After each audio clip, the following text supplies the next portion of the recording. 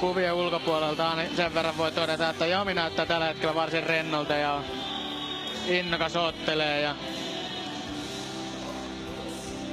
ottelijat on laittanut yhdennäköisyyden vuoksi niin molemmat pienet viikset tuohon nenän alle ja kävi ystävällisesti vielä vähän halaamassa tsemppitoivotuksia toisillensa. Ja illan toinen ottelu on valmis käynnistymään. Häkinnovi laitetaan kiinni ja tuomari käskee ottelijat keskelle.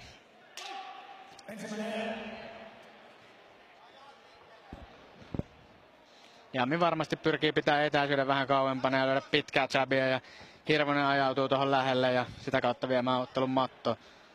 Tosin nämä on näitä ennusteita ja niistä on vaikea aina sanoa. Siinä Hirvonen tuli heti lähelle kovilla lyönneillä ja pakotti Jamin tulee tuohon klintsiin kiinni. Ja nyt Jami jäi tänne mattoon vähän niin kuin nelinkontiin ja Hirvonen lyö tuosta sivusta. Vahvoja lyöntejä, mutta ne ei ole tällä hetkellä vielä löytänyt maalia.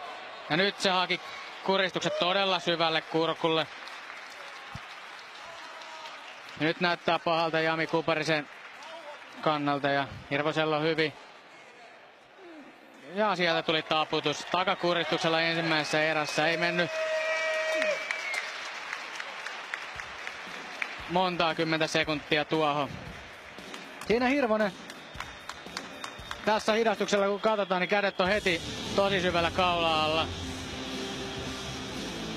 Ja tässä kohtaa tätä on todella vaikea lähteä puolustaa. Jamin olisi pitänyt kättä, mikä on tuolla hänen oman niskan takana, sillä lähteä pelaamaan pois sieltä. Nyt ei sitten ehkä ajatukset sitten toiminut niin paljon, että olisi sitä lähtenyt järkevästi tekemään.